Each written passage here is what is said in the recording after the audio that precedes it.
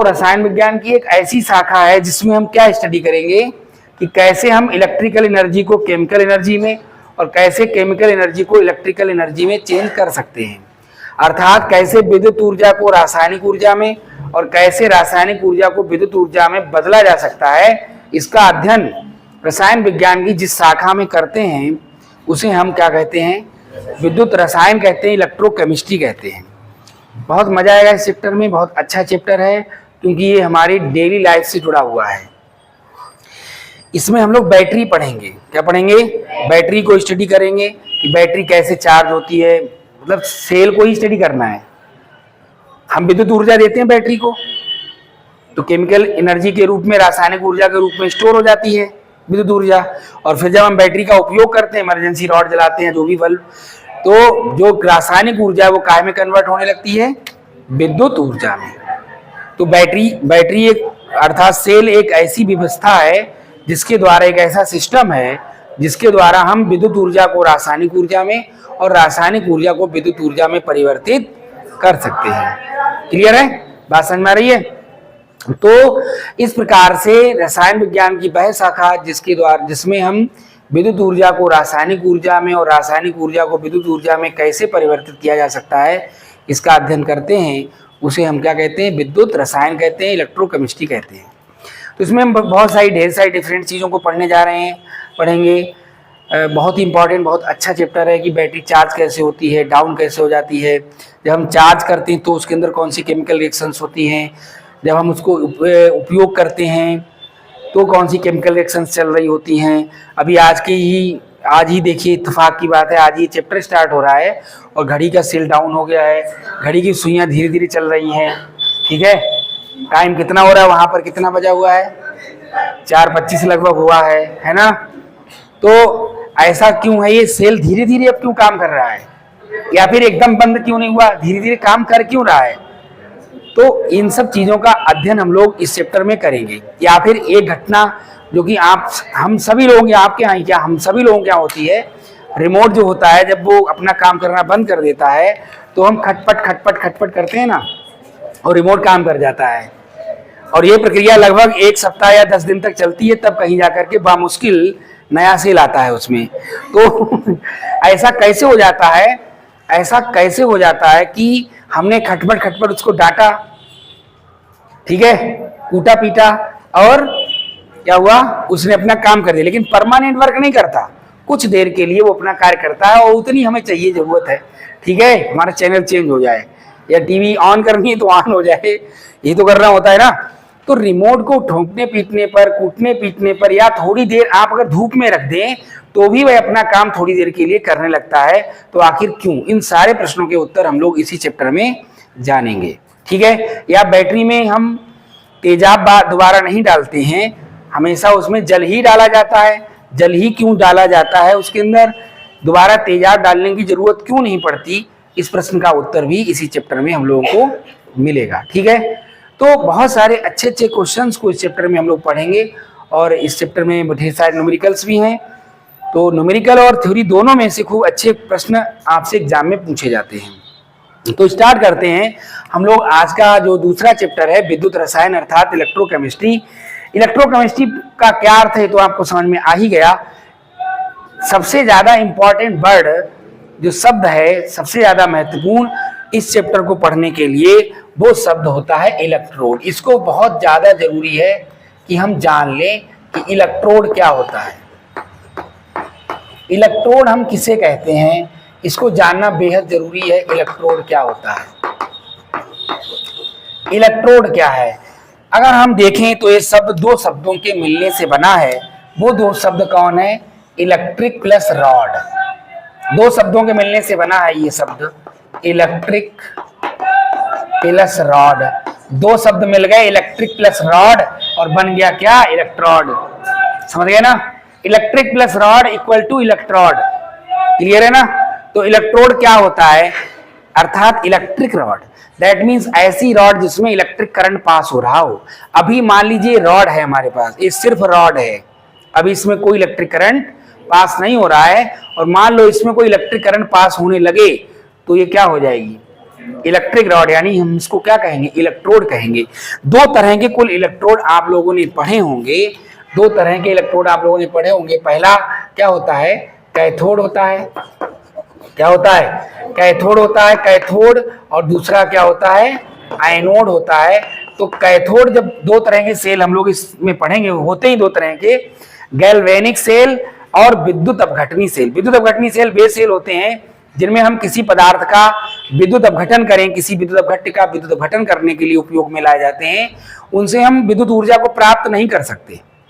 तो विद्युत अपघटनी सेलों में जो कैथोड होता है वो हमेशा निगेटिवली चार्ज होता है, निगेटिव चार्ज होता है, ठीक है। और एनोड में, एनोड हमेशा पॉजिटिवली चार्ज होता है।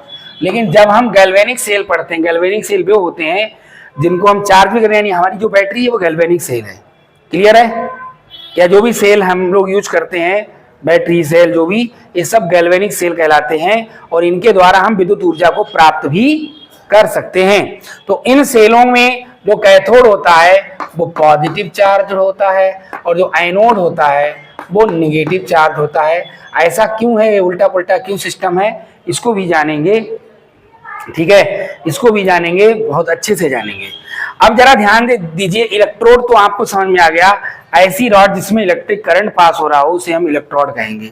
दो तरह के होते हैं, कैथोड और एनोड, ठीक है। अब यहाँ पर एक शब्द और भी बहुत ही ज्यादा इंपॉर्टेंट होता है, वो होता है इलेक्ट्रोड विभव। और यहीं से पूरी कहानी शुरू होती है। इलेक्ट्रोड विभव क्या है, इसको जानते हैं। इलेक्ट्रोड विभव अर्थात electrode potential, electrode potential. Electrode potential क्या होता है, इसको हम बहुत अच्छे से जानेंगे कि ये इलेक्ट्रोड पोटेंशियल होता क्या है। उसे जानने के लिए हम थोड़ा सा अलग से यहाँ पर थोड़ा वर्क करते हैं, फिर उसको वहां तक पहुंचेंगे। देखिए क्या होता है कि हमने मान लीजिए एक यहाँ पर पात्र लिया, ध्यान देंगे, एक हमने यहाँ पर पात्र लिया, इस पात्र में हमने एक विलयन भर दिया ZnSO4 का और हमने एक जिंक की रॉड इसके अंदर डुबा दी। किसकी रॉड डुबा दी, जिंक की रॉड को डुबा दिया। और हमने क्या भर दिया इसमें, ये हमारे पास जिंक की रॉड है और इसके अंदर जो विलयन भरा हुआ है वो कौन है, ZnSO4 विलयन है। तो ZnSO4 विलयन है तो सिंपल सी बात है, Zn डबल पॉजिटिव आयन होंगे और SO4 डबल नेगेटिव आयन होंगे। पक्की बात हो गई, ठीक है। तो होता क्या है, जब जिंक की छड़ को जिंक सल्फेट विलयन में डुबाते हैं, अर्थात जो धातु है उसी धातु के लवण के विलयन में डुबाते हैं, तो देखा गया कि जिंक की जो छड़ है वो विलयन के सापेक्ष ऋणावेशित हो जाती है और जो विलयन है वो धनावेशित हो जाता है। इसी प्रकार पहले ध्यान से समझ लीजिए चीजों के लिए कि क्या हुआ, दिख नहीं रहा तो इधर बैठ जाओ ना, जिनको नहीं दिख रहा है उधर। ये छोटा हल्का बैठ है, इसमें भी आप लोग कम से कम 2 रॉड जलाएंगे, वीडियो अच्छी रिकॉर्ड होगी। इधर उधर बैठ जाओ, इधर उधर, जिनको नहीं दिख रहा है। कसम खा ली क्या वहीं पर बैठने है? जिनको नहीं दिख रहा है वो अपना स्थान चेंज करें, जब ये हैवी बैच होगा तब देखा जाएगा। चलिए देखिए, ध्यान दीजिए। इसके बाद देखिए, इसके बाद देखो इसमें क्या है, हमने क्या किया, यहां पर हमने एक कॉपर सल्फेट की छड़ को लिया। पहले इसको समझना बहुत जरूरी है, तब आपको इलेक्ट्रोड हो 2 सेकंड में समझ में आ जाएगा। देखिए यहां पर हमने क्या लिया, कॉपर की छड़ को लिया और इसके अंदर क्या डुबा दिया, कॉपर सल्फेट विलयन अर्थात CuSO4 सॉल्यूशन। CuSO4 सॉल्यूशन में Cu double positive ion, Cu double positive ion होंगे और SO4 डबल नेगेटिव आयन होंगे। और क्षण कैसी हो जाती है, क्षण हो जाती है धनावेशित और विलयन हो जाता है ऋणावेशित। अब यहीं पर बात समझने वाली है। ऐसा नहीं होता कि आपने जिंक सल्फेट विलयन में जिंक की क्षण को डुबा दिया और क्षण ऋणावेशित हो गई, या कॉपर सल्फेट विलयन में कॉपर को डुबा दिया तो कॉपर की क्षण धनावेशित हो गई। ऐसे नहीं हो जाता।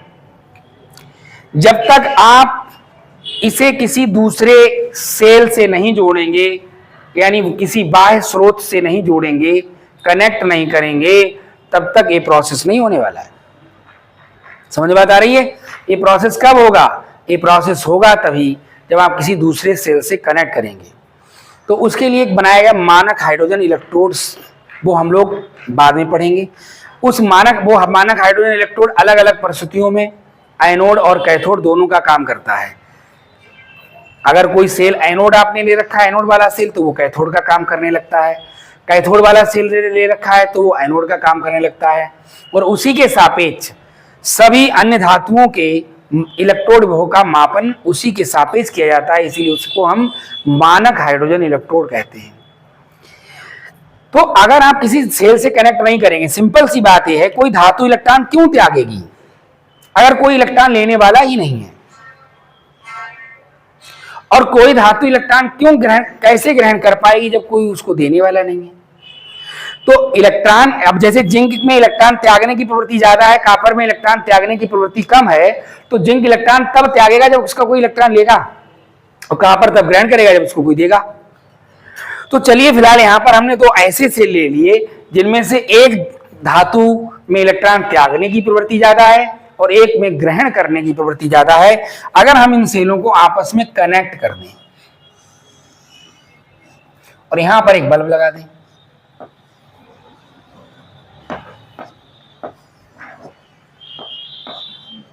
ठीक है, यहां पर अगर हम एक बल्ब लगा दें और इनको आपस में इस तरह से कनेक्ट कर दें तो क्या होता है? तो इसमें इलेक्ट्रॉन त्यागने की प्रवृत्ति ज्यादा है जिंक में, तो जिंक क्या करेगा? जिंक इलेक्ट्रॉन त्यागेगा और क्या बनेगा? जिंक डबल पॉजिटिव, और दो इलेक्ट्रॉन त्याग देगा। इलेक्ट्रॉन त्यागने की क्रिया को हम क्या कहते हैं? ऑक्सीकरण कहते हैं। क्या हो जाएगा? ऑक्सीकरण हो जाएगा। अब जरा ध्यान से समझो, जब ये दो इलेक्ट्रॉन त्यागेगा तो इलेक्ट्रॉन तो इसी में रह जाएंगे,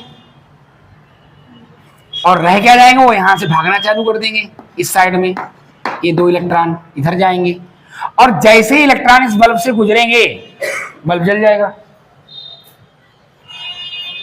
दूसरी तरफ क्या होगा कि इलेक्ट्रॉन तो इधर चले गए, और जो जिंक था, जिंक कायम बदल गया डबल पॉजिटिव में, तो ये जिंक डबल पॉजिटिव कहां आने लगेगा? विलयन में आने लगेगा। तो विलयन में पहले से ही zinc double positive SO4 double negative बराबर मात्रा में थे। अब जिंक जो क्षण में जिंक था, धातु की क्षण में जो जिंक था, वह जिंक डबल पॉजिटिव के रूप में विलयन में आने लगा। तो जब वह विलयन में आ गया तो विलयन में धनावेशित आयनों की संख्या बढ़ेगी घटेगी? बढ़ेगी। जिंक धनाम धनाम यहां गिर रहा है जिंक डबल पॉजिटिव के रूप में, तो विलयन में धनावेश बढ़ जाएगा, इसीलिए विलयन कैसा हो जाएगा? धनावेशित। और यहां रहेंगे इलेक्ट्रॉन, तो क्षण कैसी हो जाएगी? ऋणावेशित। बात समझ में आ गई? तो जिंक की क्षण ऋणावेशित हो जाती है और विलयन कैसा हो जाता है? धनावेशित हो जाता है। अब ये इलेक्ट्रॉन भागे भागे दौड़े दौड़े बल्ब से होते हुए यहां से यहां गए। अरे बैटरी में क्या होता है? इमरजेंसी रॉड जलाते हैं, बीच में लगा देते हैं ना इमरजेंसी रॉड को, दो तारों के द्वारा। एक तार इस सेल में कनेक्ट कर दिया, एक इसमें, बैटरी में लगाते हैं ना। बैटरी में कई सेल कहते हैं ना तुम प्लेट, 15 प्लेट की बैटरी है, 9 प्लेट की बैटरी है, 12 प्लेट की है, तो प्लेटें क्या है? सेल ही तो हैं जो आपस में श्रेणी क्रम में कनेक्ट कर दिए गए हैं, और लास्ट वाले सेल से पहले वाले सेल के बीच में विद्युत का प्रभाव रहता है, तो एक चिमटी लास्ट वाले में लगाइए, पहले वाले सेल में लगा देते हैं। जैसे ही सर्किट कंप्लीट होता है, इलेक्ट्रॉन भागना शुरू करता है एनोड से कैथोड की ओर बाह्य परिपथ में। जब इलेक्ट्रॉन भागना शुरू करता है, जैसे ही भागकर वो इमरजेंसी रॉड से गुजरता है, रॉड एकदम जल जाती है। समझ बात आ रही है? जैसे यहाँ पर एकदम बल्ब जल जाएगा। क्लियर है? हाँ। और ये जो इलेक्ट्रॉन है वो इस साइड में आएंगे। अब ये भागे भागे इलेक्ट्रॉन यहाँ आए। अब देखो यहाँ क्या होगा, यहाँ विलयन में कौन है? डबल पॉजिटिव आयन इलेक्ट्रॉन यहाँ आ गए। अब ये डबल पॉजिटिव जो इलेक्ट्रॉन है, इन दो इलेक्ट्रॉनों को देख करके इनकी तरफ दौड़ेंगे। क्यों दौड़ेंगे? विपरीत आवेश है, विपरीत आवेश की ओर दौड़ेंगे Cu डबल पॉजिटिव, और Cu डबल पॉजिटिव दौड़ करके कहां चले जाएंगे? यहाँ। अर्थात जो Cu डबल पॉजिटिव है वो इन दो इलेक्ट्रॉनों को ग्रहण करेंगे, क्या बना लेंगे? Cu। क्या हो जाएगा? अपचयन हो जाएगा। और जब सारे के सारे Cu दौड़ दौड़ के इस रॉड पर जाकर चिपक जाएंगे, तो रॉड कैसी हो जाएगी? धनावेशित। और Cu सब इधर चले जाएंगे, तो यहां क्या रह जाएगा? सल्फेट आयन रह जाएगा जो कि ऋणावेशित है, इसलिए विलयन कैसा हो जाएगा, ऋणावेशित हो जाएगा। अब आप कनेक्ट ही ना करें तो इलेक्ट्रॉन काहे को त्यागेगा भाई, त्यागेगा, जाएंगे कहाँ इलेक्ट्रॉन, तो कनेक्ट तो करना पड़ता है, ठीक है। लेकिन जनरली हम सिंपली कह देते हैं कि जब किसी धातु को उसी धातु के लवण के विलयन में डुबाया तो धातु की क्षण विलयन के सापेक्ष धनावेशित या ऋणावेशित हो गई। ऐसा जनरली एकदम इस तरह से नहीं होने वाला है, ऐसा होगा तभी जब आप किसी सेल दूसरे सेल से उसको कनेक्ट करेंगे। अब कोई सेल नहीं मिला तो मानक हाइड्रोजन इलेक्ट्रोड के साथ कनेक्ट करिए, ठीक है, एक ना एक के साथ कनेक्ट करना ही पड़ेगा, ठीक है। तो एक यहां पर फार्मूला है, उस फार्मूला को याद रखिए आप लोग, लोन, बहुत प्रचलित फार्मूला ये जो हमने आप लोगों को दिया है, लोन। लोन का मतलब लेफ्ट साइड में हमेशा उस सेल को रखा जाता है, लेफ्ट साइड में, जिस पर O मींस क्या होता है, ऑक्सीडेशन। लोन याद रखोगे हमेशा याद रहेगा, ऑक्सीडेशन। और A मतलब क्या है, A का मतलब है एनोड, वो क्या कहलाता है, एनोड। तो ये जिंक इलेक्ट्रोड यहाँ पर किसका काम कर रहा है, एनोड का। और एनोड कैसा है, मैंने बोला ना एनोड यहाँ पर कैसा होता है, निगेटिव। तो ये एनोड कैसा हुआ, N मींस निगेटिव होगा। तो लोन याद रखिए, L means left side, left side में हमेशा बोथ सेल रखा जाएगा जिस पर क्या होगा, ऑक्सीडेशन यानी ऑक्सीकरण, ठीक है, वो क्या कहलाएगा, एनोड। वो कैसा होगा, निगेटिव, क्लियर है। और इसके जस्ट उल्टे प्रॉपर्टी इधर हो जाएंगे, ये राइट साइड है, राइट साइड में जो सेल रखा जाएगा उस पर क्या होगा, इधर ऑक्सीडेशन हो रहा है तो इधर क्या होगा, रिडक्शन। ये सब काम आएंगी चीजें, ये सारी चीजें न्यूमेरिकल तक काम आनी है, इसलिए ध्यान रखिएगा। और ये क्या कहलाएगा, कैथोड। तो कैथोड यहाँ पर कैसा है, पॉजिटिव, कैथोड यहाँ कैसा है, पॉजिटिव, ठीक है। और ये कैसा होगा, पॉजिटिव, तो कैथोड पॉजिटिव है, क्लियर है। बात समझ में आ गई कि नहीं आ गई, बोलिए। तो इस प्रकार से यहां पर हम लोगों को ए वाला बिंदु क्लियर हो गया कि लेफ्ट साइड में जो इलेक्ट्रोड रखा जाएगा, जो सेल रखा जाएगा, उस पर ऑक्सीडेशन की क्रिया होगी, वो एनोड कहलाएगा, वो निगेटिवली चार्ज होगा। यहां पर एक और टर्म भी है, उसको भी समझ लेते हैं, क्योंकि आगे कहीं उसकी जरूरत पड़ भी सकती है और नहीं भी पड़ सकती है, लेकिन आपको जानना जरूरी है क्या होता है, उसको जान लेते हैं। एक यहां पर टर्म है, यहां पर देखिए जगह मिल रही है हमारे लिए, यहीं पर बताते हैं। एक टर्म होता है सॉल्यूशन प्रेशर, सॉल्यूशन प्रेशर। ये सॉल्यूशन प्रेशर वो नहीं जो हम लोगों ने उसमें पढ़ा, यानी एएसपी। सॉल्यूशन प्रेशर एएसपी क्या होता है, electron releasing nature, electron releasing nature of matter, यानी इलेक्ट्रॉन त्याग करने की प्रवृत्ति। और एक होता है ऑस्मोटिक प्रेशर, ऑस्मोटिक प्रेशर अर्थात ओपी। और ओपी का मतलब है electron accepting nature of matter. तो दो धातुएं आपके पास हैं, एक धातु ऐसी है जिसमें इलेक्ट्रॉन रिलीजिंग नेचर ज्यादा है, ठीक है, इलेक्ट्रॉन त्याग करने की प्रवृत्ति ज्यादा है, और एक में इलेक्ट्रॉन को ग्रहण करने की प्रवृत्ति ज्यादा है। तो उन दोनों सेलों को जब आप कनेक्ट करोगे तो ये घटना घटित होगी। तो यहाँ पर जिंक का नेचर कैसा है, इलेक्ट्रॉन त्याग करने का, यानी जिंक का जो एसपी होगा वो ओपी से ज्यादा होगा, ठीक है। और कॉपर का जो ओपी है, इलेक्ट्रॉन ग्रहण करने की प्रवृत्ति ज्यादा है और त्याग करने की प्रवृत्ति कम है, यानी SP is greater than OP, ठीक है ना। एसआरएम में पढ़ते हो, हाँ तभी हंसी आ रही है, क्योंकि एसआरएम में दोनों सर आपके हैं, ठीक है ना। हाँ, एक एसपी सिंह सर है और एक ओपी सर भी है ना, एसआरएम इंटर कॉलेज में। क्यों तो ये बच्चे हंस रहे थे, मैं समझ गया कि एसआरएम के होंगे ये लोग। तो यहाँ पर सर नहीं है यहाँ पर, ठीक है ना। यहाँ पर बात हो रही है सॉल्यूशन प्रेशर की और ऑस्मोटिक प्रेशर की, ठीक है। तो जो सॉल्यूशन प्रेशर है वो इलेक्ट्रॉन त्याग करने की प्रवृत्ति को प्रदर्शित करता है इलेक्ट्रोकेमिस्ट्री में, और जो ऑस्मोटिक प्रेशर है वो इलेक्ट्रॉन ग्रहण करने की प्रवृत्ति को प्रदर्शित करता है। तो इस धातु में इलेक्ट्रॉन त्याग करने की प्रवृत्ति ज्यादा है, यानी sp ज्यादा है, OP कम है। इसमें इलेक्ट्रॉन ग्रहण करने की प्रवृत्ति ज्यादा है, यानी OP ग्रहण करने की प्रवृत्ति को प्रदर्शित करता है, तो OP ज्यादा, त्याग करने की प्रवृत्ति कम है, यानी sp कम है। क्लियर है? तो इस प्रकार से कुल मिलाकर के अब हम वापस लौटते हैं अपने इलेक्ट्रोड विभव पर, इलेक्ट्रोड पोटेंशियल पर। ये बातें बताना इसलिए जरूरी था कि ये बातें जब समझ में आ जाएंगी तभी आपको इलेक्ट्रोड पोटेंशियल बेहद अच्छी तरीके से समझ में आएगा। तो कुल मिलाकर के अगर हम इलेक्ट्रोड विभव की परिभाषा दें तो क्या होगी? विभव, इलेक्ट्रोड तो समझ ही लिया, अब विभव कैसे क्रिएट होता है जरा ध्यान दो। विभव देखो कैसे क्रिएट हो रहा है, क्षण कैसी है यहाँ पर ऋणावेशित, विलयन कैसा है, और धनावेश ऋणावेश जैसी पास एक दूसरे के कांटेक्ट में आएंगे तो क्या उत्पन्न हो जाएगा? एक पोटेंशियल डेवलप हो जाएगा। पोटेंशियल डेवलप होगा कि नहीं, यानी विभव उत्पन्न हो जाएगा। तो वही विभव तो क्या कहलाता है? इलेक्ट्रोड विभव कहलाता है। यहां भी पॉजिटिव नेगेटिव विलयन है। अब आपको लिखना कैसे है बस ये समझ लीजिए, बाकी तो विभव समझ में आ गया कि विभव है क्या। सिंपल सी बात है, पॉजिटिव नेगेटिव एक दूसरे के टच में है, वहां पर एक पोटेंशियल डेवलप होना तय है। ठीक है, विपरीत आवेश जब एक दूसरे के पास होते हैं तो उन दोनों के बीच में क्या उत्पन्न हो जाता है? एक पोटेंशियल डेवलप हो जाता है, एक विभव उत्पन्न हो जाता है। अगर वो इलेक्ट्रोड में ऐसा हो रहा है तो हम उस विभव को क्या कहते हैं? इलेक्ट्रोड विभव कहते हैं।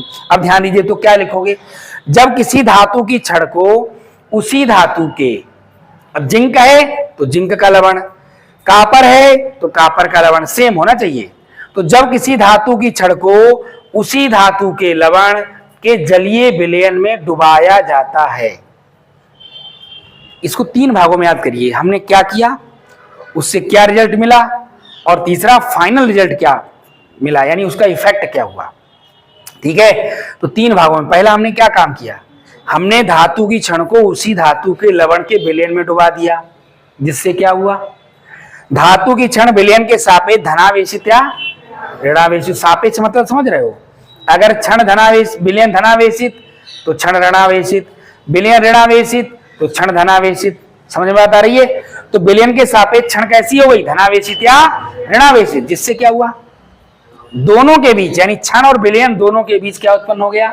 एक विभव उत्पन्न हो गया, एक पोटेंशियल डेवलप हो गया। उसी पोटेंशियल, उसी विभव को हमने क्या कहा? इलेक्ट्रोड विभव। याद हो ना जी, पहला चैप्टर मैंने पूरा याद करा दिया आपको, अगर आपने याद किया होगा तो। ऐसी दूसरा चैप्टर एक एक याद करा दूंगा अगर आपने याद किया तो। समझ गए? क्लास को मन से सुना। ऐसा कोई चैप्टर नहीं होगा जो तुमको साथ साथ याद ना हो। और बच्चे 4 महीनों में जब हम लोग तैयारी करेंगे तो फिर देखिएगा, मतलब 4-5 जो भी महीने बचाएंगे हम, सितंबर के बाद अक्टूबर से सिर्फ तैयारी होगी। कोर्स तो जल्दी जल्दी खत्म, सब खत्म हो जाएगा। और ऐसा भी नहीं केवल खत्म हो जाएगा, खत्म नहीं, ठीक है ना, कि हो गया, निपट गया, निपटाई दिया, ऐसा नहीं होना है। प्रॉपर तैयारी के साथ समाप्त हो रहा है हर चैप्टर, अगर आप तैयार कर रहे हैं तो। अभी आपके 11th के एग्जाम चल रहे हैं तो थोड़ी पढ़ाई ढीली चल रही होगी 12th वाले सिलेबस की, मैं जानता हूं, लेकिन आप उसको कवर कर लेंगे। और बाकी कुछ बात भूल जाओगे अगर, तो उसके लिए रिकॉर्ड हो ही रहा है, तो पूरा चैप्टर दोबारा देख लो। इतनी बढ़िया व्यवस्था है, आराम से वही क्लास जो आपने पढ़ी वही देख लीजिए दोबारा। ठीक है, तो क्या लिखोगे? क्या लिखोगे? जब किसी धातु की छड़, इन तीनों बातों को कनेक्ट कर देना जो अभी बताई है। जब किसी धातु की छड़ को उसी धातु के लवण के जलीय विलयन में डुबाया जाता है तो धातु की छड़ विलयन के सापेक्ष धनावेशित या ऋणावेशित हो जाती है। इस प्रकार धातु की छड़ व विलयन के बीच एक विभव उत्पन्न हो जाता है, जिसे उस धातु का इलेक्ट्रोड विभव कहते हैं। बात समझ में आई कि नहीं? फिर से बोलो मेरे साथ साथ, अब बोलना है। क्या लिखोगे? जब किसी धातु की छड़ को उसी धातु के लवण के जलीय विलयन में डुबाया जाता है तो धातु की छड़ विलयन के सापेक्ष धनावेशित या ऋणावेशित हो जाती है। इस प्रकार धातु की छड़ व विलयन के बीच एक विभव उत्पन्न हो जाता है, जिसे उस धातु का इलेक्ट्रोड विभव कहते हैं।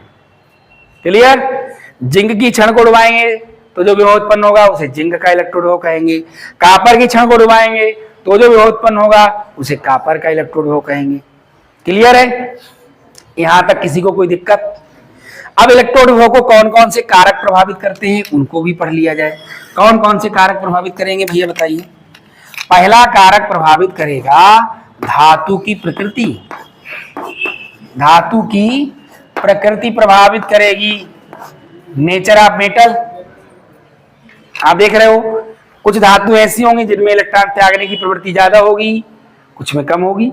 तो सिंपल सी बात है, किसी का ओपी ज्यादा, किसी का एसपी ज्यादा, तो इसका मतलब धातु की प्रकृति भी प्रभावित करेगी कि उसका इलेक्ट्रोड विभव ज्यादा होगा या कम होगा। दूसरा, विद्युत अपघट्य की प्रकृति। विद्युत अपघट्य की प्रकृति, यानी आपने जो विद्युत अपघट्य ले रखा है उसकी प्रकृति कैसी है, नेचर कैसा है, वो प्रबल विद्युत अपघट्य है या दुर्बल विद्युत अपघट्य है। अगर वह प्रबल विद्युत अपघट्य है तो ज्यादा आयनित होगा, विलयन में आयन ज्यादा होंगे तो आयनों का मूवमेंट ज्यादा रहेगा तो क्या होगा, विद्युत धारा ज्यादा बहेगी। क्योंकि विलयन में विद्युत धारा बहने के लिए विलयन में आयनों का मूवमेंट ज्यादा होना जरूरी है। ठीक है, बात समझ में आ रही है। तो अगर प्रबल विद्युत अपघट्य वो ज्यादा आयनों में टूट जाएगा तो विलयन में खूब ज्यादा मात्रा में आयन होंगे, तो ये जो रिएक्शंस हुई हैं ये बहुत बेहद आसानी से होंगी और विद्युत धारा उतनी ज्यादा बहेगी, यानी इलेक्ट्रोड पोटेंशियल उतना ही ज्यादा हो जाएगा। बात समझ में आ रही है। तो विद्युत अपघट्य की प्रकृति पर भी निर्भर करेगा कि उस धातु का इलेक्ट्रोड विभव ज्यादा होगा या कम होगा। और तीसरा, विलयन की सांद्रता, बहुत इंपॉर्टेंट, विलयन की सांद्रता पर भी निर्भर करेगा कि इलेक्ट्रोड विभव ज्यादा होगा या कम। अब तुमने सांद्र विलयन ले लिया, गाढ़ा विलयन। गाढ़े विलयन में क्या होगा, विपरीत आवेशित आयन एक दूसरे के नजदीक आ जाएंगे, जुड़ जाएंगे, मूल अणु का निर्माण कर लेंगे, तो आयनों की संख्या विलयन में घट जाएगी, कम हो जाएगी। जब आयन ही नहीं होंगे विद्युत धारा का प्रवाह कहां से होगा।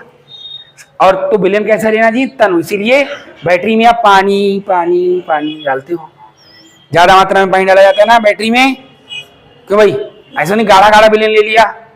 ठीक है, एकदम तनु विलयन लिया जाता है बैटरी में, तब आपकी बैटरी अच्छा काम करती है।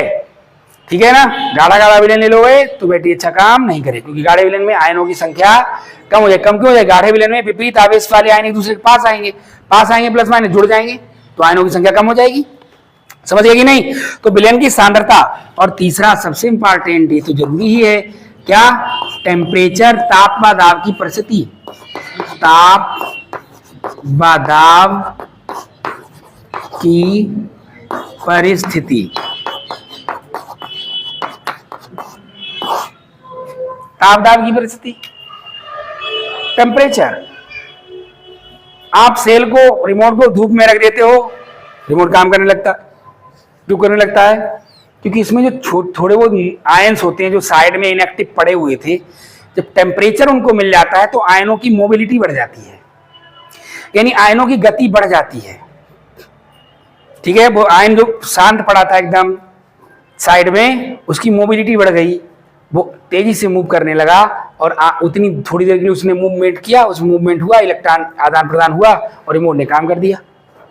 समझ बात आ गई। ऐसे जब तुम उसको कूटते पीटते हो रिमोट के लिए, खट खट खट करते हो, तो क्या होता है, तो रिमोट क्यों काम कर जाता है, क्योंकि साइड में कोई आयन पड़ा है इधर उधर, तो खटपट करने से मेन सिस्टम में आ जाता है। ठीक है ना, जो सिस्टम में नहीं था वो साइड में कहीं चिपका पड़ा था, वो सिस्टम में आ गया, जो सिस्टम हमने बनाया है उस पूरे सिस्टम का हिस्सा बन गया। अभी जो हिस्सा नहीं था साइड में कहीं चिपका पड़ा था, खटपट करने से वो इधर हिल करके इधर से आ गया, इधर उधर से, और थोड़ा मूवमेंट हो गया, इलेक्ट्रॉन का आदान प्रदान हो गया और रिमोट ने उतनी देर के लिए काम कर दिया। 10 मिनट बाद फिर खटपट ये करते हो ना, फिर वो आयन आ गया। तो हम ये कार्य जो है थोड़े दिन तक इसके द्वारा, थोड़े दिन क्या, अच्छे खासे दिनों तक हम लोग ये काट लेते हैं टाइम। हर घर में कम से कम हफ्ता 10 दिन तो काटा ही जाता है, उसके बाद बा मुश्किल नया सेल उसमें पड़ता है। ठीक है, ऐसा होता है कि नहीं। तो किसी का घर हो, मेरा घर हो, आपका घर हो, किसी का भी घर हो, हर घर में रिमोट के साथ ये होना ही होना है। ठीक है, ये हुए बिना नया सेल नहीं आएगा। ठीक है, तो ताप व दाब की परिस्थिति पर भी निर्भर करेगा कि उस धातु का इलेक्ट्रोड विभव ज्यादा होगा या कम होगा। क्लियर है। तो कुल मिलाकर के हमने क्या बोला आप लोगों के लिए, क्या लिखोगे, जब किसी धातु की छड़ को उसी धातु के लवण के जलीय विलयन में डुबाया जाता है तो धातु की छड़ विलयन के सापेक्ष धनावेशित या ऋणावेशित हो जाती है। इस प्रकार धातु की छड़ व विलयन के बीच एक विभव उत्पन्न हो जाता है जिससे उस धातु का इलेक्ट्रोड विभव को कौन कौन से कारक प्रभावित करते हैं? नंबर 1 बोलो, धातु की प्रकृति, नंबर 2, नंबर 3, नंबर 4, अब उधर नहीं देखना है, मेरी साइड देखना है, ठीक है। Number 1, number 2, number 3, number 4, cheating की इस बार, थोड़ा इधर थोड़ा इधर, ऐसे चल रहा था ना। अब बिल्कुल नहीं देखना है, ठीक है, सिर्फ मेरी साइड देखना है। पहला, दूसरा, तीसरा, चौथा, ऐसी सारा याद करा दिया जाएगा आप लोगों को, ठीक है।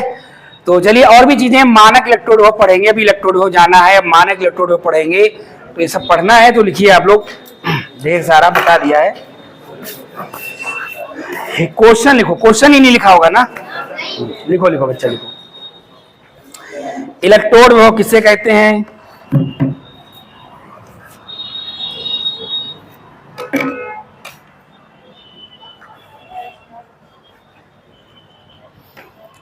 इलेक्ट्रोड विभव किसे कहते हैं? किसी धातु के इलेक्ट्रोड विभव को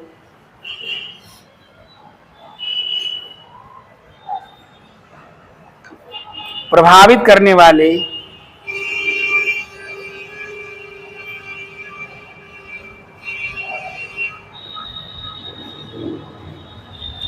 कारकों का उल्लेख कीजिए।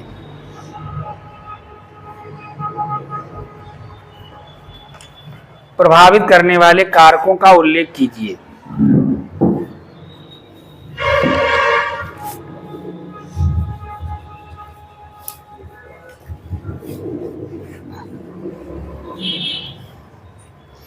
अब हेडिंग डालिए इलेक्ट्रोड विभव, अंग्रेजी लिखिए इलेक्ट्रोड पोटेंशियल। इलेक्ट्रोड विभव हेडिंग डालिए, इलेक्ट्रोड केवल मैं वो इलेक्ट्रोड केवल समझाया था, हेडिंग सीधे इलेक्ट्रोड विभव डालिए। इलेक्ट्रोड विभव अंग्रेजी लिखिए इलेक्ट्रोड पोटेंशियल।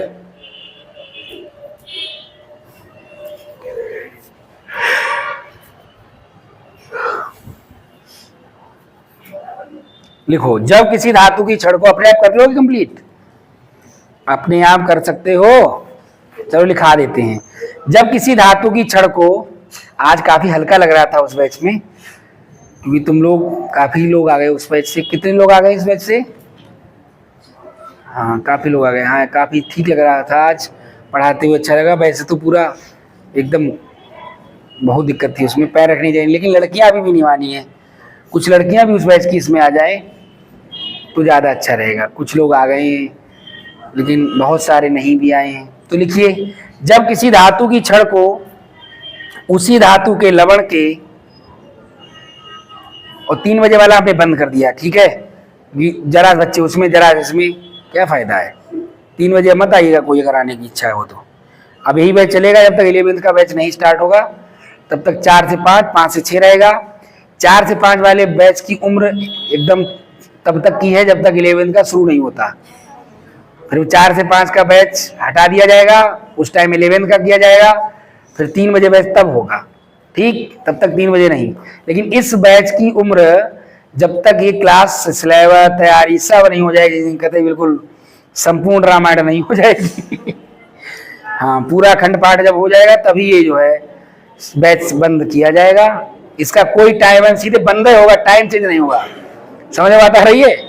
ये बैच सीधे बंद ही होगा जब सिलेबस कंप्लीट तैयारी ये सब हो जाएगी परीक्षा से कुछ दिन पहले, बोर्ड एग्जाम से, यानी 2026 में। तब तक ये बैच परमानेंट बैच है, और 3 बजे वाला भी परमानेंट ही है।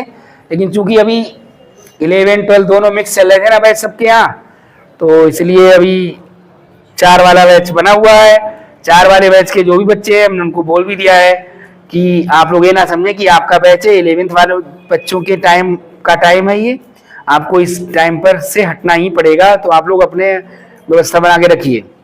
बाकी यदि आप चाहते हैं कोई भी हमारे साथ वो ना हो टाइम को लेकर के, तो आप 5 बजे आइए, क्योंकि टाइम एकदम 5 बजे तो परमानेंट बैच है, ठीक है, पूरे वर्ष। ठीक, लिखो। तो जब किसी धातु की छड़ को उसी धातु के लवण के जलीय विलयन में डुबाया जाता है,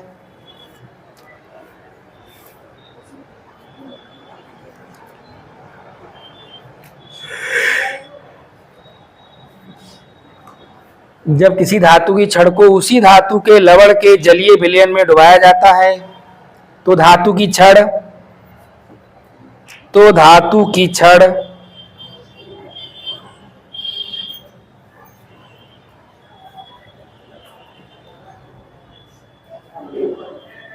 विलयन के सापेक्ष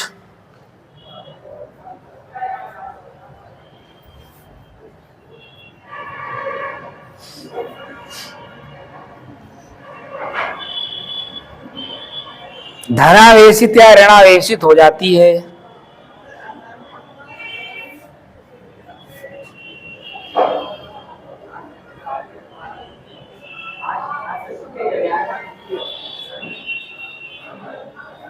धनावेशित या ऋणावेशित हो जाती है। इस प्रकार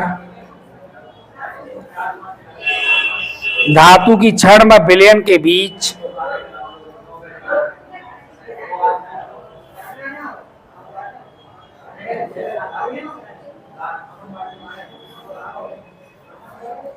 एक विभव उत्पन्न हो जाता है।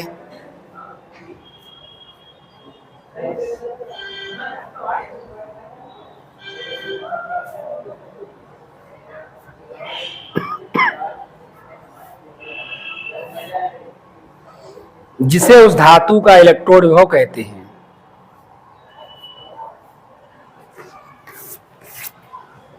एग्जाम्पल लिखो।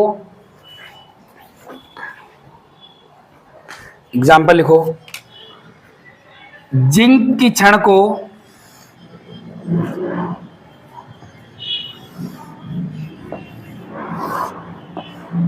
जिंक सल्फेट विलयन में डुबाने पर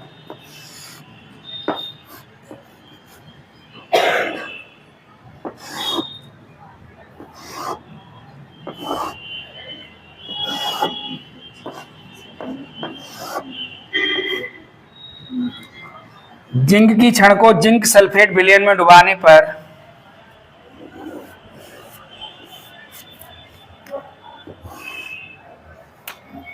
जिंक की छड़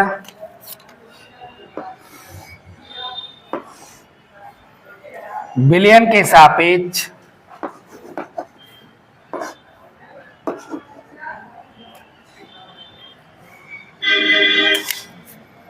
ऋणावेशित हो जाती है।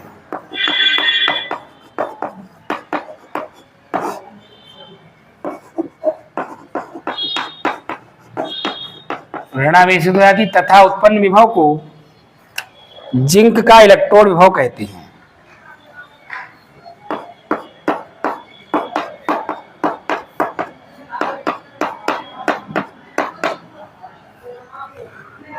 जिंक का इलेक्ट्रोड विभव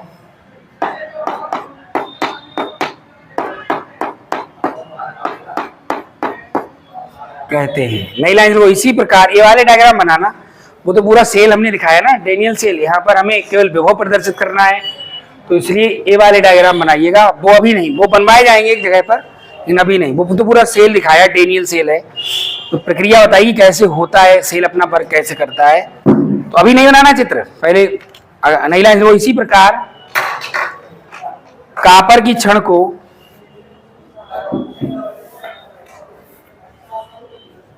कॉपर सल्फेट विलयन में डुबाने पर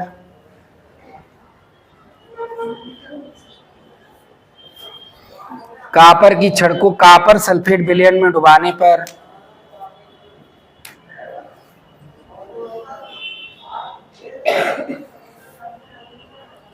कॉपर की छड़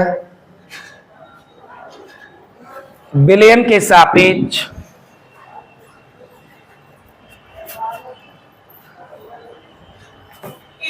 धनावेशित हो जाती है।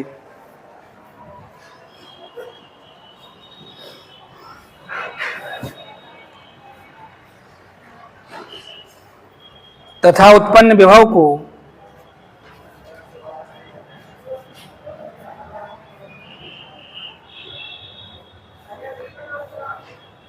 कॉपर का इलेक्ट्रोड विभव कहते हैं, तथा उत्पन्न विभव को कॉपर का इलेक्ट्रोड विभव कहते हैं।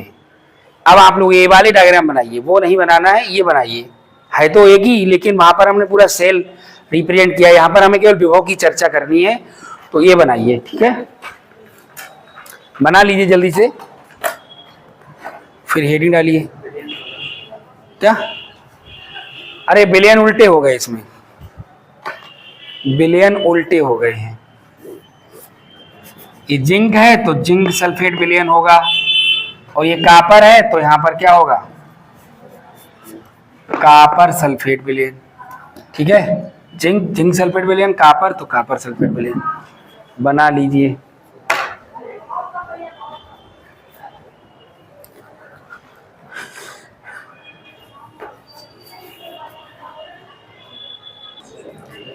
अब हेडिंग डालिए, इलेक्ट्रोड विभव को प्रभावित करने वाले कारक।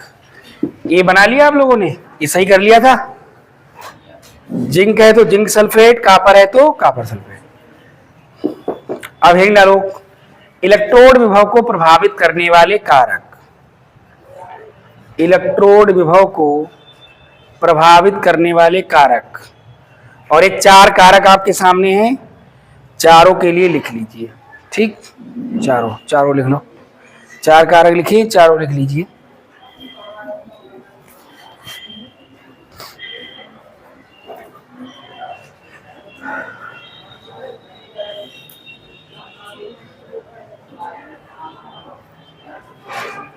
अब अगला प्रश्न लिखिए, 4 नोट कर लिए। अगला प्रश्न लिखो, मानक इलेक्ट्रोड विभव क्या है, समझाइए।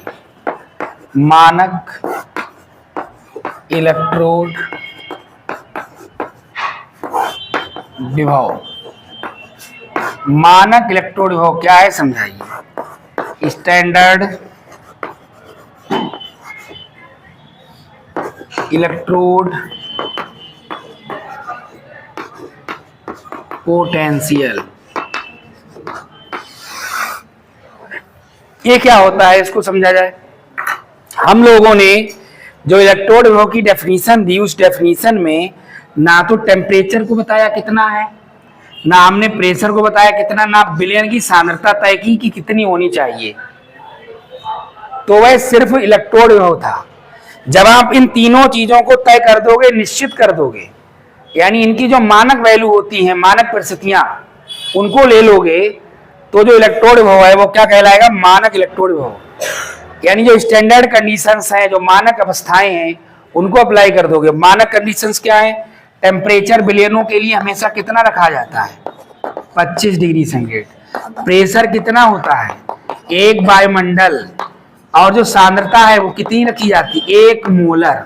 इन 3 शब्दों को इलेक्ट्रोड विभव की परिभाषा में शामिल कर दीजिए, इन 3 शब्दों के लिए, तो आपका इलेक्ट्रोड विभव काय में बदल जाएगा, मानक इलेक्ट्रोड विभव में। यानी ये जो मानक परिस्थितियां हैं, इनको जब आप इलेक्ट्रोड विभव में अप्लाई कर देंगे, तो फिर वो इलेक्ट्रोड विभव क्या कहलाएगा, मानक इलेक्ट्रोड विभव। तो परिभाषा हम लोग पढ़ ही चुके हैं, केवल इन 3 चीजों को ऐड कर देना है। क्या ऐड करना है, 25 डिग्री सेंटीग्रेड ताप तथा 1 वायुमंडलीय दाब पर जब किसी धातु की छड़ को उसी धातु के लवण के, पहले क्या बोलते थे, जलीय विलयन में, अब क्या बोलेंगे, 1 मोलर जलीय विलयन में। समझ गया कि नहीं, जलीय विलयन ना कह के क्या बोलेंगे, 1 मोलर जलीय विलयन में। तो क्या परिभाषा होगी, 25 डिग्री सेंटीग्रेड ताप तथा 1 वायुमंडलीय दाब पर जब किसी धातु की छड़ को उसी धातु के लवण के 1 मोलर जलीय विलयन में डुबाया जाता है, तो धातु की छड़ विलयन के सापेक्ष धनावेशित या ऋणावेशित हो जाती है। या फिर इतना लंबा मत कहो, सीधे ये कह दो, तो उत्पन्न होने वाले विभव को मानक इलेक्ट्रोड विभव कहते हैं, क्योंकि वो तो हम पढ़ ही चुके हैं।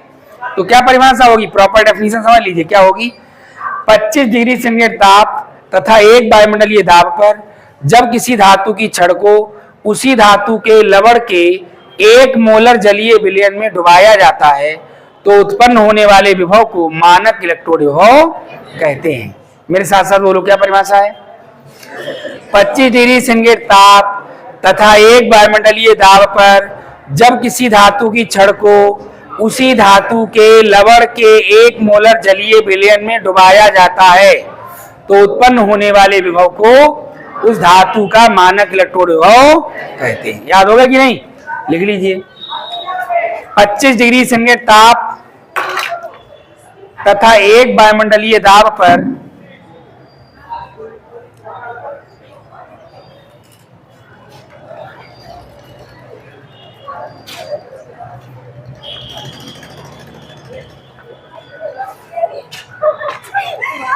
इतना शोर तुम लोग क्यों मचाते हो भाई?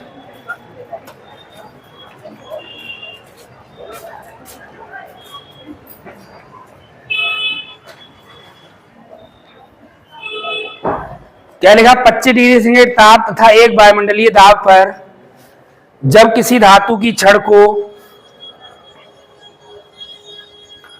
उसी धातु के लवण के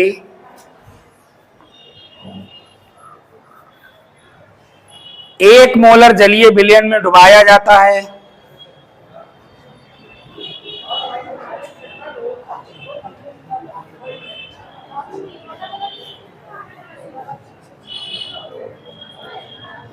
एक मोलर जलीय विलयन में डुबाया जाता है 25 डिग्री सेंटीग्रेड ताप तथा 1 वायुमंडलीय दाब पर जब किसी धातु की छड़ को उसी धातु के लवण के 1 मोलर जलीय विलयन में डुबाया जाता है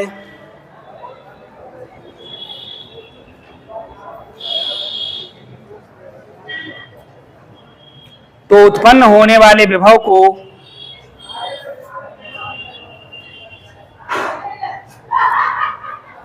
उस धातु का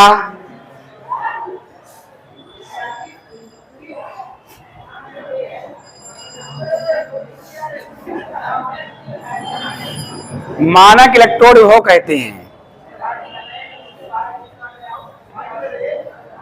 मानक इलेक्ट्रोड विभव कहते हैं।